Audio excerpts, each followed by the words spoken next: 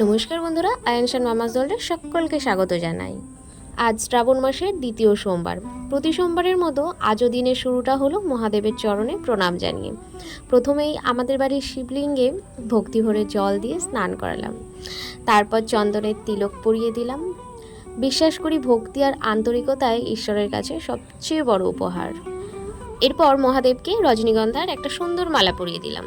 তারপর একে একে নিবেদন করলাম বেলপাতা, নীলকণ্ঠ ফুল আর কলকে ফুল। আর এই বেলপাতা, নীলকণ্ঠ ফুল আর কলকে ফুল কিন্তু আমার মাসি প্রতি সোমবার জোগাড় করে দিচ্ছে এই শ্রাবণ মাসে, তারই দায়িত্ব। এইগুলো নিয়ে আর সকালে আমার কোনো এক্সট্রা চাপ নিতে হয় না। সবশেষে ধূপ আর প্রদীপ জ্বালিয়ে আরতি করলাম। আর সত্যি বলতে এই কয়েকটা মুহূর্তেই মনটা যেন এক অদ্ভুত শান্তিতে ভরে যায়।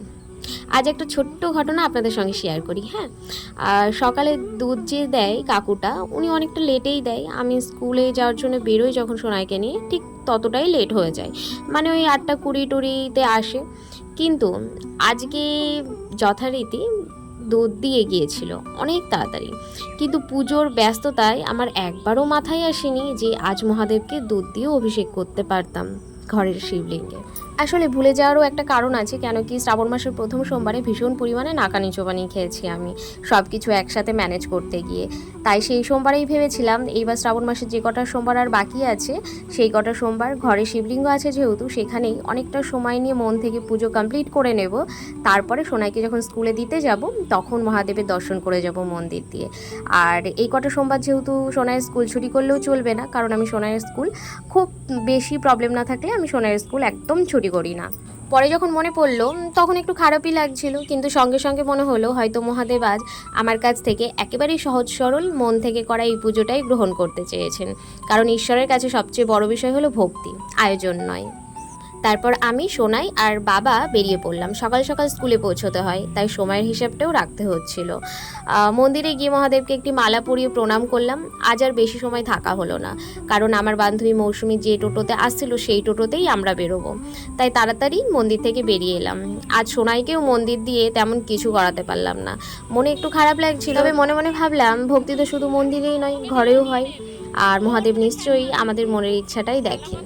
আর বাড়িতে গিয়ে সোনাইকে দিয়ে ঠিক মহাদেবকে একটু জল দেওয়া বা বেল পাতা দেওয়া সেগুলো কমপ্লিট করিয়ে নেব। তো যাই হোক, সোনাইকে স্কুলে পৌঁছিয়ে দিলাম। আর তারপরেরটুকু আর আমি ভিডিও রেকর্ড করিনি, তাই তোমাদের সাথে শেয়ার করতে পারলাম না। এরপর প্রতিদিনের মতো যে জায়গায় আমরা অপেক্ষা করি সেখানে কিছুটা সময় কাটালাম। আর যেহেতু সকালে স্নান করে এসেছি, চুলগুলো ভীষণ রকমের ভেজা ছিল।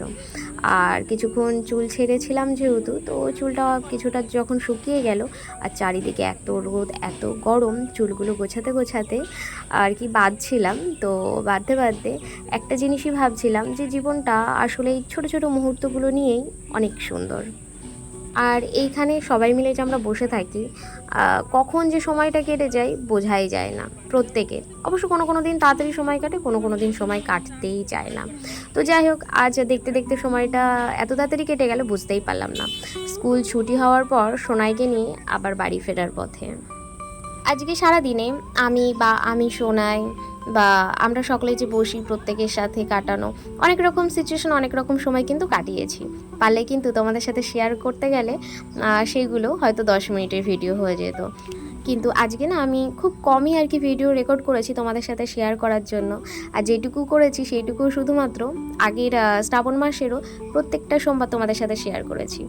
আর এই বছরের শ্রাবণ মাসের সোমবারগুলো শেয়ার না করলে কেমন লাগে, এগুলো তো পরে স্মৃতি হয়েই থাকবে, তাই এইটুকু শেয়ার করা। Bye, tata.